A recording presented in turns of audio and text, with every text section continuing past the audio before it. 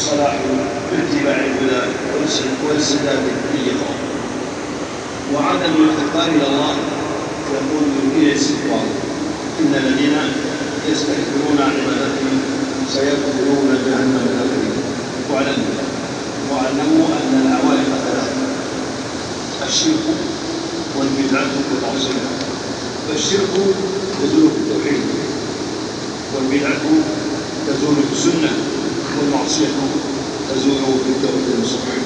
الا تتقوا الله، الا تتقوا الله رحمكم الله، واستقبلوا عامكم بالتوبه والعمل الصالح، فالايام مقادير الاجال ومواقف الاعمال، والحياه تنقضي سريعا والايام تمضي جميعا، وعمل العمل لا ينقضي حتى ياتي وجهه. والله لم يجعل عمل المؤمن الا دون الموت، واعبد ربك حتى ياتيك اليقين. وما من ساعة عمر إلا ولله فيها وظيفة من الخير والعفو يتقرب إلى ربه فإنما له خير. وإن من أفضل ما تتقربون في هذه الأيام ما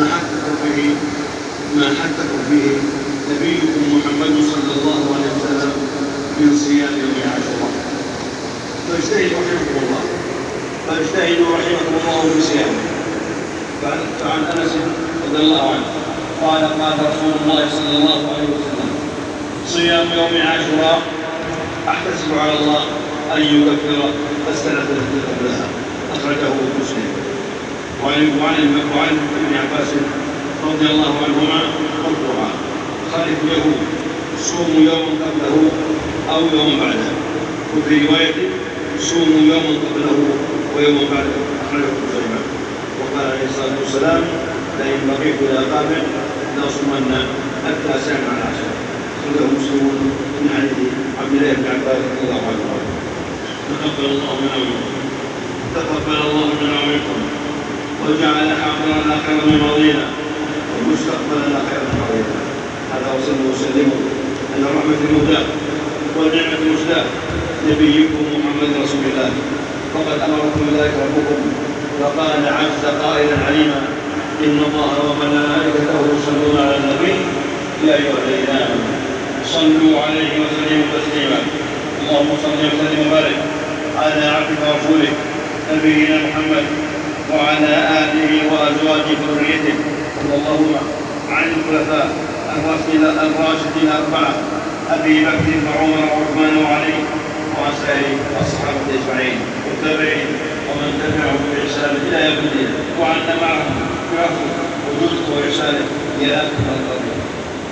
اللهم اعز الاسلام والمسلمين، اللهم اعز الاسلام والمسلمين، واذل الشرك والمشركين، واحمي حوزه الدين، وانصر عباده المؤمنين، واخذل الله وملاحده وسائر اعداء من الكافرين.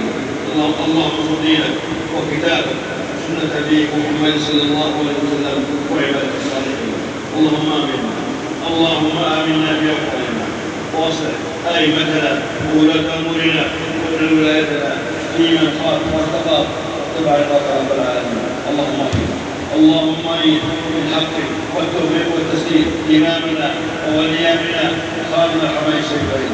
اللهم وفقه لما تحبه من الله، وخذ بنصيحته للبر والتقوى، وارزقه البطانه الصالحه، واعز به دينك، واعز به كلمتك، واجعله نصرة للاسلام والمسلمين، واجمع به كلمه المسلمين على الحق والله رب العالمين. اللهم وفقه وولي عهده واخوانه واعوانه بالحق والهدى ولما فيه صلاح العباد والبلاد. اللهم احفظ جنودنا ورجال امننا الموافقين على حدودنا وثغورنا. اللهم ايدهم من ايديك وانصرهم بنصرك. اللهم سدد سهامهم واراهم وانصرهم على اللهم ولاة امور المسلمين تعالى بكتابك وسنة نبيك محمد صلى الله عليه وسلم، واجعلهم رحمة لعبادك المؤمنين، واجمع كلمتهم على الحق والله رب العالمين. اللهم اغفر لاخواننا في فلسطين، اللهم انصرهم بنصرك وايدهم بتأييدك. اللهم وارحم ضعفهم ومقتصرهم واجعل دار السوء على عدوك وعدوهم يا قوي يا عزيز. اللهم احفظ المسجد الاقصى، اللهم احفظ المسجد الاقصى شامخا عزيزا لا يهديك بمنك وكرمك يا اكرم الاكرمين. اللهم احفظنا من شر الاشرار وكيد التجار وسر ذوات النار. ربنا اتنا حسنه وفي الاخره حسنه وقنا عذاب النار. سبحان ربك رب العزه عما يصفون وسلام على المرسلين والحمد لله رب العالمين.